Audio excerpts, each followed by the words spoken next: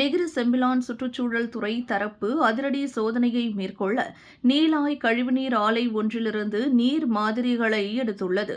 Nilai ஆறொன்றில் மாசுபாட்டை ஏற்படுத்துவதாக சந்தேகிக்கப்பட்டதாகவும் அக்குறிப்பிட்ட துர்நாற்றம் மற்றும் கருப்பு நிறத்தில் இருப்பதாக தமக்கு கடந்த செப்டம்பர் 8ஆம் தேதி புகார் பெறப்பட்டதாக தொழில் முனைவோர், மனிதவளம், பருவநிலை மாற்றம், கூட்டுறவு மற்றும் பயனீட்டாளர் விவகாரத்துறைக்கான அரசு ஆட்சிக்குழு உறுப்பினர் வீரப்பன் சுப்பிரமணியம் கூறினார்.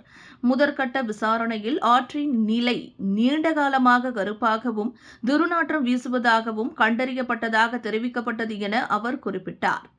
அதனைத் தொடர்ந்து 2 மாதிரிகள் எடுக்கப்பட்டன. பிஓடி 5 மற்றும் நைட்ரேட் பகுப்பாய்விற்கு 1 லிட்டர் அளவு கொண்ட ஒரு பிளாஸ்டிக் பாட்டில், அதே அளவு சிஓடி மற்றும் அமோனியாக்கள் நைட்ரஜன் பகுப்பாய்விற்கும் அதே அளவு இருந்தது என அவர் நேற்று வெளியிட்ட அறிக்கை ஒன்றில் அவ்வாறு தெரிவித்தார். மேலும் நீர் ஒழுங்குமுறை முகமை குழுவும் மாசுபாட்டிற்கு காரணமாக இருக்கலாம் என்று சந்தேகிக்கப்படும் கழிவுநீர் கழிவுகளை உற்பத்தி செய்யும் ஆலை பற்றிய தகவல் கிடைத்துள்ளது.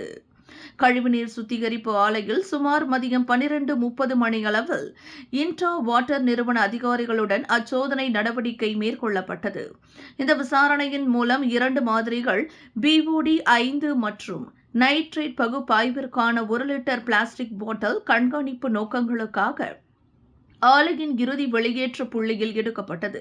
2வது மாதிரி சிஓடி மற்றும் அமோனியாக்கள் நைட்ரஜன் பகுப்பாய்வுக்கான 1 லிட்டர் பிளாஸ்டிக் பாட்டில் ஆகும். அனைத்து மாதிரிகளும் உறுதிப்படுத்தல் மற்றும் மேல் நடவடிக்கைக்காக கடந்த செப்டம்பர் 10ஆம் தேதி மலேசிய ரசாயன துறைக்கு அனுப்பப்பட்டதாக ரெப்பா சட்டமன்ற உறுப்பினர் வீரப்பன் கூறினார். தேவையற்ற விஷயங்கள் நடக்காமல் தடுக்க உடனடி மேம்பாடுகளை செய்ய IWKக்கு DOE அறிவுறுத்தியதாக அவர் கூறினார்.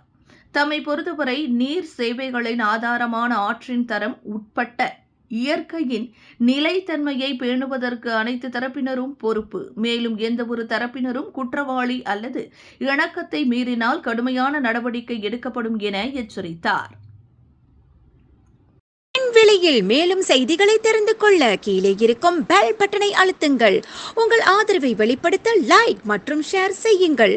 தொடர்ந்து விண்வெளியுடன் உங்கள் பயணத்தை தொடர்ந்திருக்க சப்ஸ்கிரைப் செய்யுங்கள்.